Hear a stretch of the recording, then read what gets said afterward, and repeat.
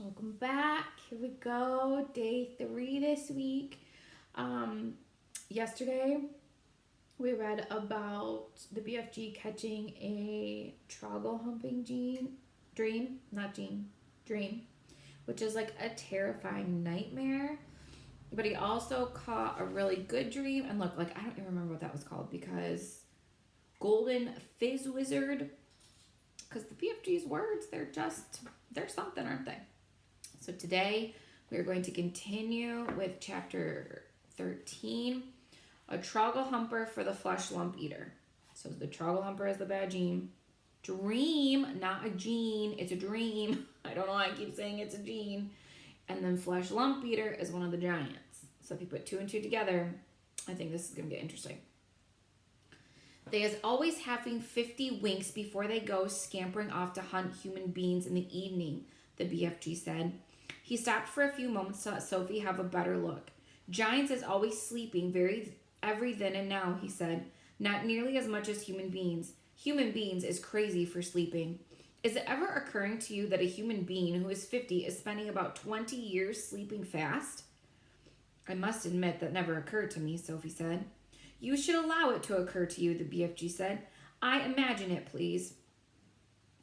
The human being who says he is 50 has been fast asleep for 20 years and is not even knowing where he is, not even doing anything, but not even thinking. It is a funny thought, Sophie said. Exactly, the BFG said. So what I is trying to explain to you is that a human being who says he is 50, it is not 50, he is only 30.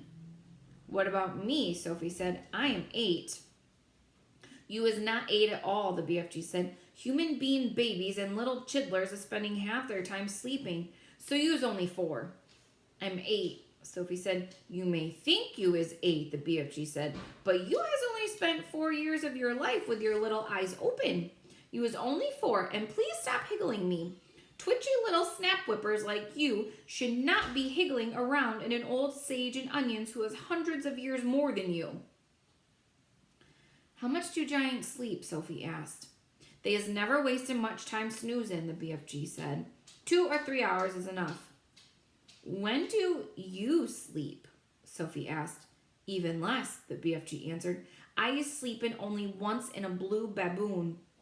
Okay, that's just funny. Sophie, peeping out from her pocket, examined the 9 sleeping giants.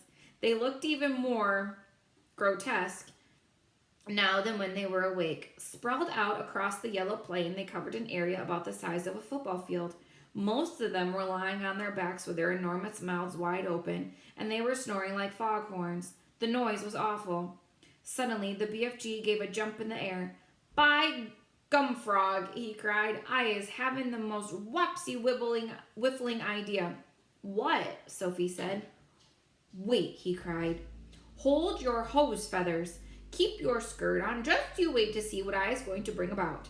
He galloped off fast to his cave with Sophie hanging on tight to the rim of the pocket. He rolled back the stone. He entered the cave. He was very excited. He was moving quickly. You stay where you is in my pocket, Huggy Bee, he said.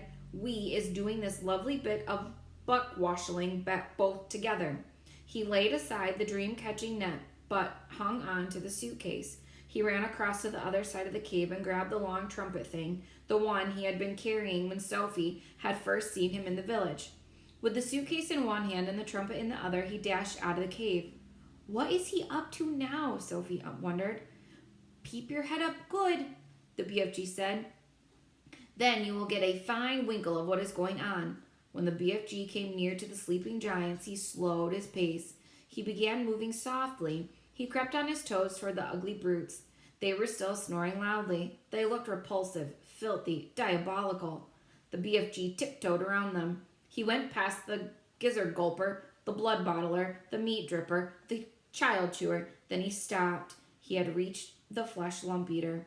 He pointed at him. Then he looked down at Sophie and gave her a big wink. He knelt on the ground and very quietly he opened the suitcase. He took out of it the glass jar containing the terrible, nightmarish troggle humper.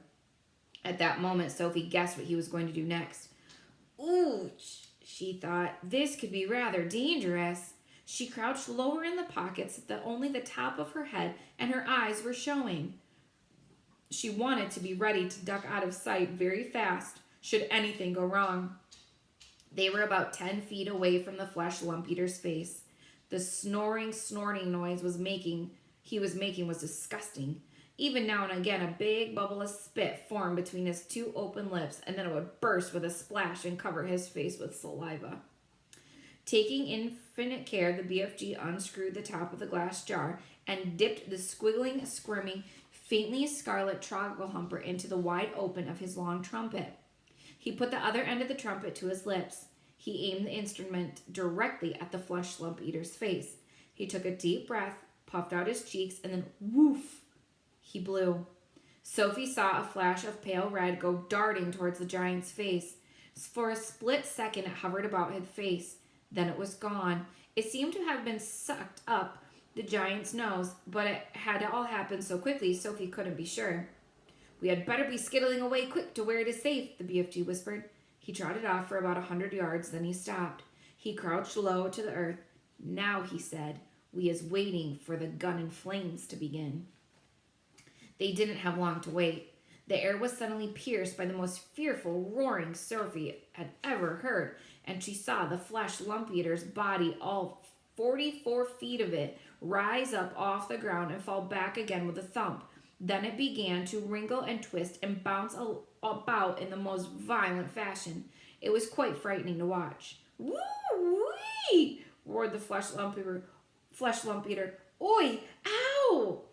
"He's still asleep," the BFG answered. "The terrible troggle-humping nightmare is beginning to hit him." "Serves him right," Sophie said. She could feel no sympathy for this great brute who was eating children as though they were sugar lumps. "Save us!" cried the flesh lump eater, thrashing about madly. "He's after me! He's getting me!" The thrashing of limbs and the waving arms became more violent by the second. It was an awesome thing to watch such a massive creature having such mighty convulsions. "It's Jack!"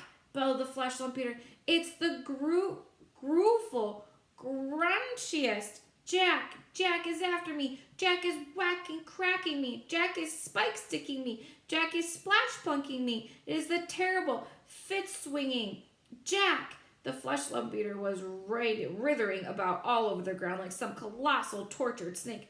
"Oh, spare me, Jack!" he yelled. "Don't hurt me, Jack!" "Who is this Jack he's all about?" Sophie answered.